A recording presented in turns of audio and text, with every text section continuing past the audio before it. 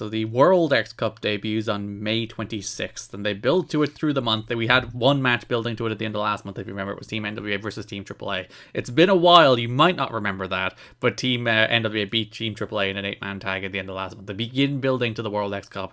The May 5th weekly pay-per-view, NWA-TNA pay-per-view number 93, we have a Team Canada versus Team USA match, which I loved. I thought this match kicked ass. It did kick ass.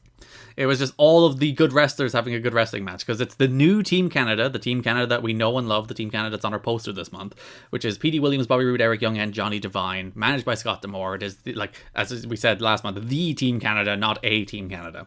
I mean, it's exactly what you know and love. Yeah. Still, it feels like this company just doesn't want to make Petey Williams the focus point, but they keep having to go back to him, which is very funny. Because they said at the end of last month that he's the new captain, he's the leader of Team Canada, but now they've brought in Bobby Roode, and they're like, well, he's the big guy, and he's clearly, like, the star. Maybe we should make it Bobby Roode. But, like, we committed to Petey. We can't just, like, remove captainship from Petey immediately. They did. Week 1, they said that Bobby Roode was the captain of Team Canada. No, and then I think they on commentary they did talk about how like JB just fucked up. I don't know, but it does feel like Petey has always been the guy they had to go back to. Because Mike today says on commentary, it's like, did he just say Bobby Roode is team captain? And then Don covers for him being like, no, I think he just said he's the new member. Well, that's not covering. You can't just pretend they said something else. He's doing his best. JB just misspoke. Is JB doing his best? He does tend to do things wrong a lot. A lot. I suppose he's up every night making 1,000 graphics, so... He's never slept in 2 years. And then, like, his days are this company, so... He doesn't have time to read the format to see whether it should be raining and defending or just... raining. Yeah, his eyes are too busy bleeding from staring at his monitor. So this match is Team Canada against the Team USA team of Jerilyn, skipper Chris Saban, and Christopher Daniels, and they just have what I thought was the best match of this month by a landslide. It's like a real kick-ass 8-man tag. They do all the moves in the world. They do a ton of moves. Team Canada are one of the rare Nashville acts that are still kind of over. I think they get heat because people obviously hate Canadians, I guess. And I think part of that is I think Scott D'Amore is really, really good. Scott D'Amore rules. And, like, not just as a character, every time he gets physical, he delivers as well. Yeah. Because he has a match this month, which we'll talk about in the next episode. Yeah, the match of the month. Johnny Devine's moonsault, by the way. Great. Johnny Devine, man. I am blown away by this guy. He's a good wrestler. Does a sweet moonsault, busts out a shooting star. Guy's nuts. Chris Saban gets a hot tag in this match as well, where he just runs wild, and it's like the best Chris Saban has ever looked in TNA. I like the Chris Saban story of this tournament. Series. Yeah, it's a tournament. We're just in the preview stages of the tournament. Yeah. Yeah, we'll talk about the actual World X Cup show. I like the story of like Jerilyn's like leadership in that show, where it's like all his decisions kind of paid off. Even though he couldn't deliver. But his team did, and that's why he's a good leader. So yeah, Saban tags in, he hits a tornado DDT, which is... and EY sold it like $1 million, and Saban... Saban. And like power bombs Devine out of the air, and just running wild. I love Chris Saban. He's the best. This match really is all the names that we will come to know and love in this company. Yeah, it's a lot of people showing up now that will have strong legacies in the company. Obviously, you have Bobby Roode making his debut in this match. You have Eric Young, who has been around a little bit, but this is like his start as a regular featured guy. And Devine and Petey. And Petey's like improving every week. Like every single week Petey's out here, he gets better. Yeah. He's getting smoother too. Like not just like fundamentally getting the structure. He's like smoothness and everything he does is becoming more major league. Because we talked about it when he was in that debut match against Hoovy and Jerilyn. It's like, oh, he looked pretty rough there. He looked very nervous. And now we're, 3 months down the line from that? It's like, oh no, he looks great now. By the time we get to the last match of this month, it's like, oh yeah, Petey's doing real good for himself now. In that Battle Royal, he was great too. So Lynn has Roode for the cradle pile driver, but Scott D'Amore breaks the hockey stick over his back, giving Roode the roll-up win. Team Canada have momentum heading into the X-Cup, and Jerilyn has problems with Scott D'Amore. I love that, how gleeful Scott D'Amore was about breaking it. He's always happy to smash a hockey stick over somebody's back. A true Canadian. It's the most Canadians of things you can do. So, the second show of the month, we had a tag team match. Petey Williams and Bobby Roode faced Abismo Negro, and I didn't take down who teamed with Abismo Negro, because the whole story was it was two people. Yeah, I probably took it in the... And Hector Garza, because the whole story here was that Hector Garza and Abismo Negro were the two guys representing AAA, but they changed it multiple times that week to like throw Team Canada off. You know what my favorite thing about that was? What? Abismo Negro was the guy they replaced. Hector Garza was the consistent name, and you didn't put him down. Yeah, they threw me off. I like that story, but I couldn't tell if it was like that was the actual reason or not. No, it was probably just like they accidentally booked the wrong person, or somebody got injured, or somebody couldn't do it. Because like a lot of these matches are taped at once. Like the World X Cup is a taped show at the end of the month, say similar to the America's X Cup shows where they tape the matches over a couple of weeks. So these guys are working like a lot of matches over a period of time. So it might just be, this guy's hurt, this guy's banged up, this guy already wrestled, so it has to be someone else. I like the way Don, every time he says Team AAA Mexico. Just to clarify. Well, it's like saying Team NWA America. He should say that too, yeah, just to be clear. Well, they do kind of. Like, they jump between it. I wish they were just Team America. I hate that it's Team NWA. And, well, yeah. And they're all American. Ugh. You could at least have the thing where Sanjay was, like, he's billed as from being from Bombay, so maybe that's why they thought they couldn't call it Team America, but... It's so much better. Well, is Team America the movie out? Can they just not do it because of that? They're scared of being sued, yeah. Call it Team USA. But yes, they are Team NWA. They even, like, when they win, spoilers, they have a big American flag. They are not representing the National Wrestling Alliance. That always bothered me, even when I was a kid and I had the DVD.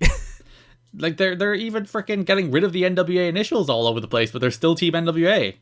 Yeah, that's silly. I don't like it. So, ref was distracted as D'Amore hit Abismo Negro with a hockey stick. A reoccurring theme here, allowing Roode to roll him up and win. Canada attacks after the match, but then Lynn makes the save. Lynn faces off with D'Amore. D'Amore escapes, and then Lynn challenges D'Amore to a match. He's like, give me 5 minutes in the ring with you. And D'Amore is like, I will give you 5 minutes. I will give you as long as you want, if you can beat Bobby Roode. But if you lose to Bobby Roode, you must step down as captain of Team TNA. Yeah. You know, Bobby Roode, who has gotten 2 roll-ups. He's undefeated, Liam. He has never lost. Okay. A man who is a pro wrestling savant. Yeah. So an opener of the next show, May 19th, Jerilyn defeats Bobby Roode. Nice little match. That was a nice little match. Roode's a nice little wrestler. Well, we're talking about how, like, there's no one that fills that Roode void anymore. Just a fundamentally sound... wrestle guy. Yeah, a good, credible, like, technically proficient wrestler, but who also looks the part. Yeah. You don't really get a lot of that. Although I hate his gear. But he just has, like, plain red trunks. Why do you hate them so much? They look like shit. Would be my main reason. Normal red trunks. Yeah, they look like shit. So Lynn won with a cradle pile driver, giving him 5 minutes in the ring with Scott D'Amore. And it was the best match of the month. So yeah, D'Amore dominated. He jumped Lynn after Lynn had just wrestled. Lynn made his big comeback. But like, D'Amore was really good here, like just literally playing for every ounce he could get. And also, he beat the fuck out of him. Like, he just dominated the first 80% of this match. I did at least appreciate how Mike Tenay and Don West on commentary mentioned how, like, Scott D'Amore, we may know him as a manager, but he is in fact a wrestler and he runs a training school, so it's not like he's a complete nobody nerd. They also said he was like 700 times the size of Jerilyn. Don West is so mean to Scott D'Amore.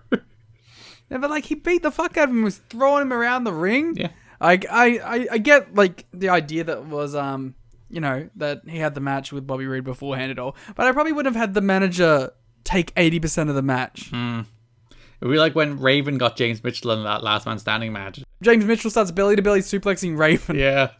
Starts beating his ass. And looking strong while doing it. I was like, God damn, Scott D'Amore should be on Team Canada. Get out of here, Bobby Roode. Scott D'Amore is the guy to go for.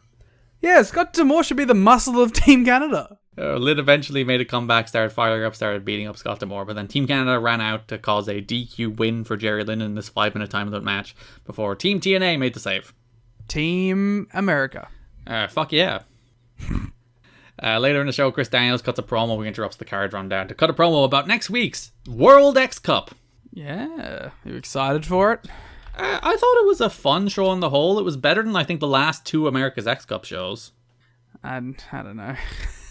I like bits and pieces of it, but I think I discovered my problem with these shows is that, like, despite it being a thing that's been built up for a month, it never feels like they matter at all. And because we just have another one the next fucking month. Well, this is the last one for a while.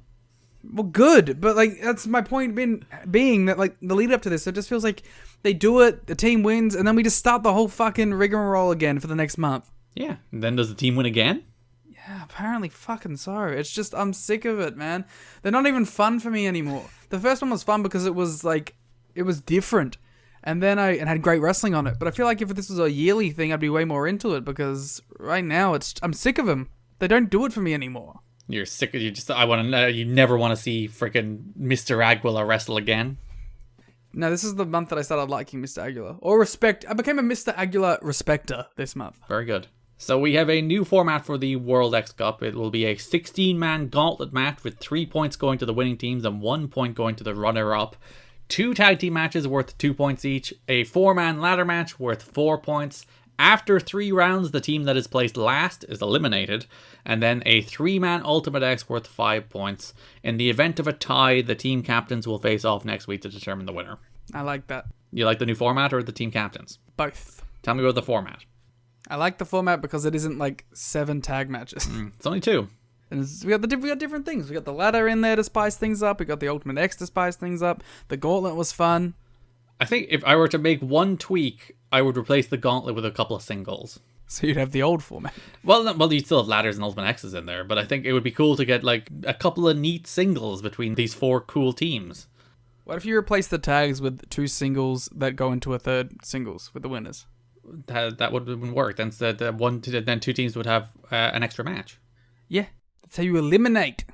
Though there isn't an even out amount of matches because Japan isn't in the finals. But yeah, because the elimination is built into the tournament. But if you had 2 singles that built into another singles, you would have 2 teams wrestling 1 more match than 2 other teams. Clearly they should win.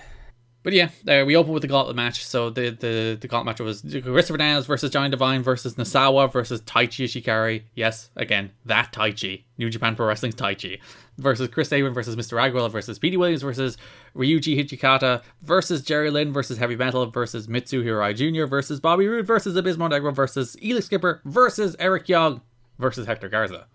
Yeah, it was fun. They did a bunch of shit. Yeah. My favorite elimination of this entire match was Petey Williams eliminating Chris Saban with his like roll through Hurricane Rana over the rope. That did rock. And I liked the story of Japan and Canada are the heels.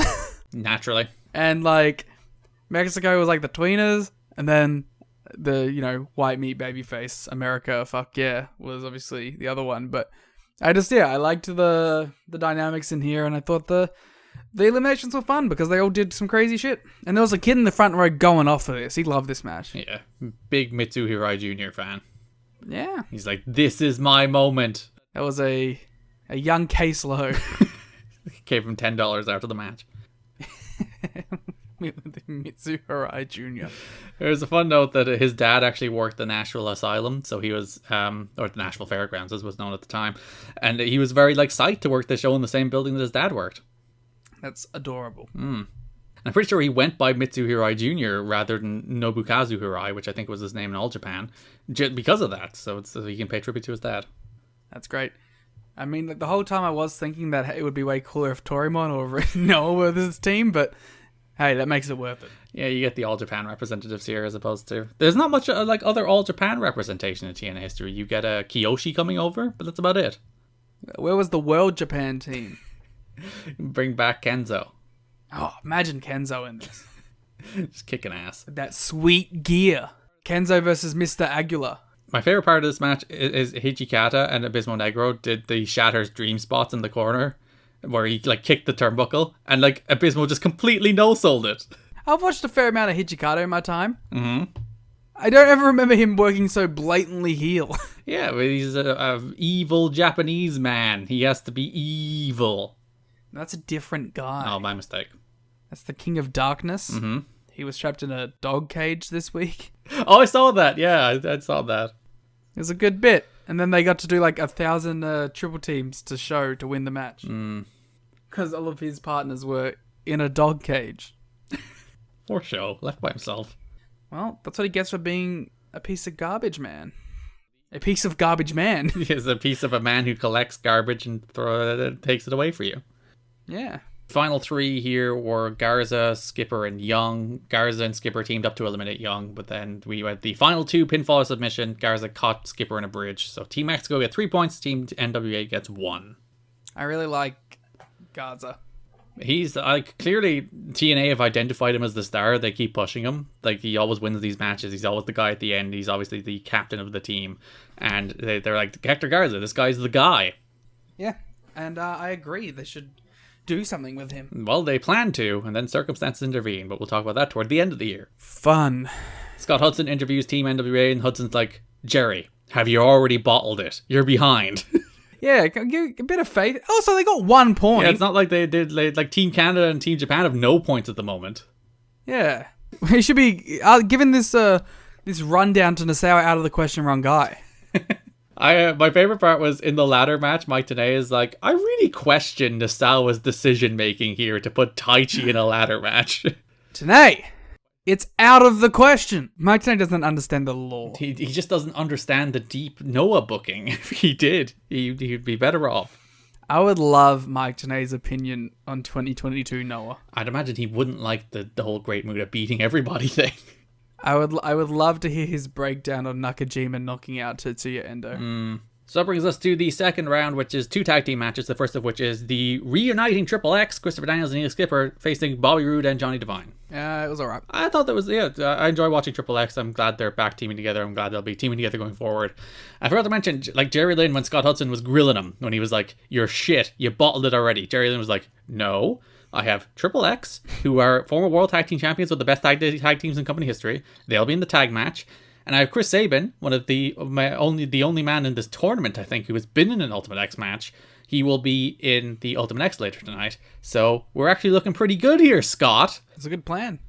Yeah, I enjoyed watching Triple X. I enjoyed Daniels in particular, I think, is a very good babyface tag team wrestler. Daniels and Devine were flying all over the place in this match. Including Bobby Roode doing a dragon suplex onto Devine, onto Skipper.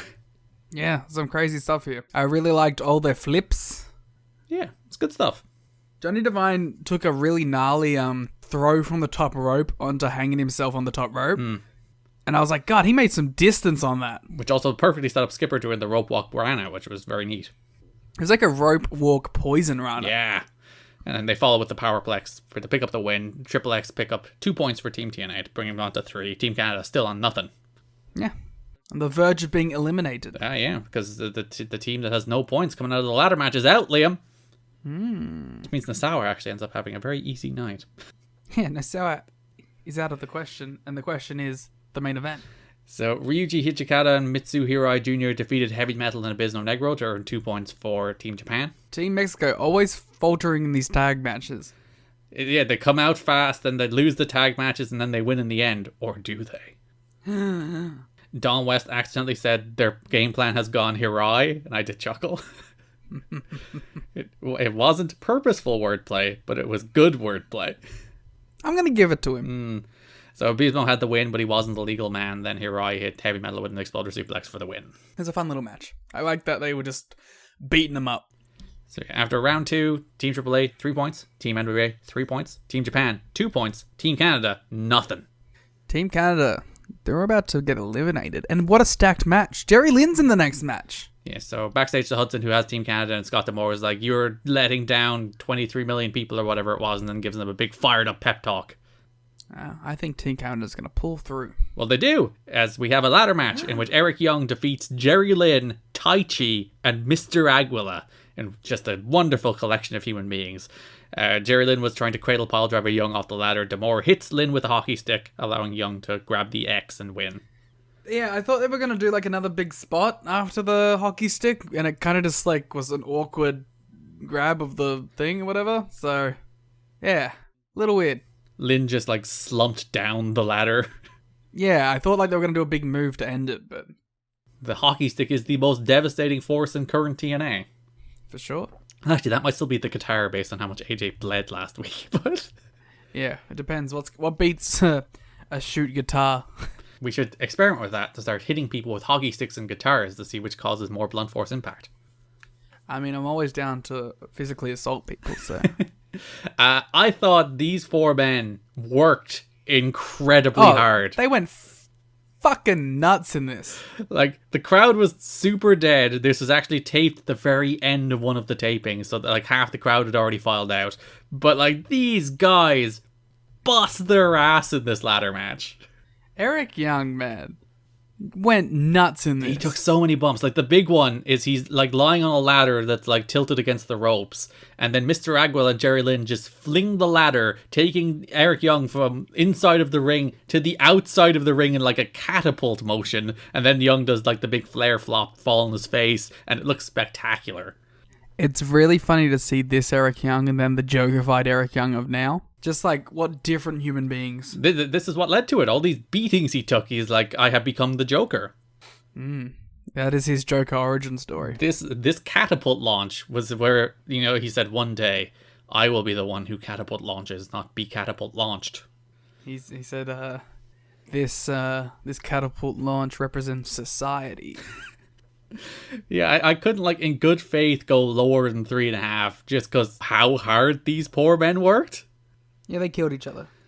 I liked the little commentary note in this match about, Jerilyn very easily could have put himself in the main event as the captain, but decided to make the strategic play. Yeah, he's just like, Chris Saban is the guy with Ultimate X experience. He's won an Ultimate X, so he should be the guy in the Ultimate X match. I'll do the ladder match.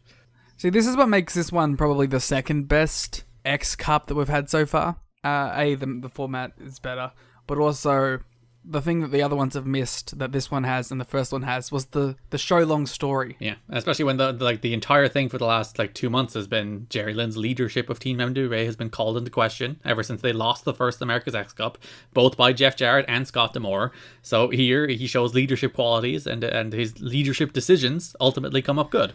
Proving the heels wrong. Indeed. So Eric Young wins the match, which gives Team Canada 4 points, Team NWA 3 points, Team AAA 3 points, and then Team Japan have 2, so Team Japan are eliminated.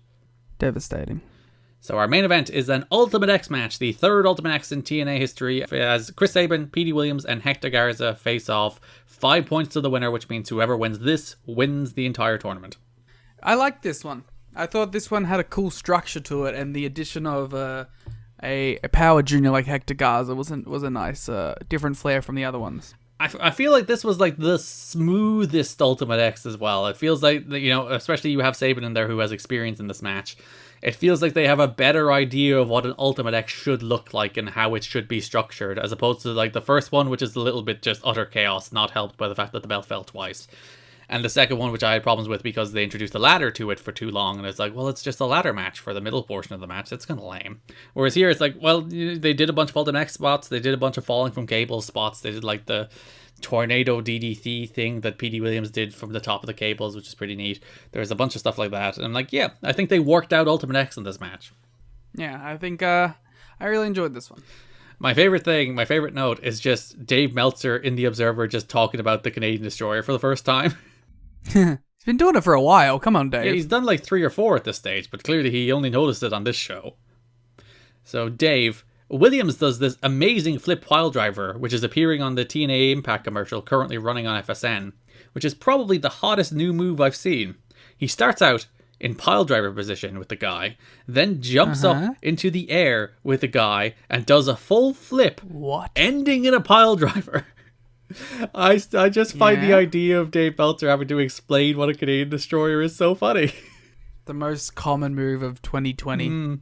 This should be used as a finisher, but it's so far just been used as a high spot. It appears to be a move you could do only to a relatively light opponent. Ha ha ha! Dave, you have no fucking clue. They are calling the move the Canadian Destroyer, which is in honor of Doug Chevalier, a trainer in the area who passed away in 2000. Chevalier passed away before Williams and Saban started, but trained more. That's cool. So yeah, Dave is wowed by the Canadian Destroyer. I was kind of surprised by like the lack of acknowledgement the Canadian Destroyer's had so far. I feel like if you watched, I think he does it in this match in the Ultimate X, and I think that's the first time, but like both the crowd and the commentary like really put it over strong as like a death move. Yeah, and like Dave is right, like PD does start using it as his finish from here on out because like just look at the move. Yeah, 100%, especially in the X division, you know. So that is the World X Cup. As I said, I like this tournament. I thought it was better than 2 of the America's X Cups. I think the first America's X Cup, Team NWA against Team AAA, is still easily the best of these tournaments. But listen, It's probably better than the average weekly pay-per-view, so I'll take them. Yeah, it's the number 2, but I haven't enjoyed the last couple. The first Super X Cup was also very good last year. Yeah.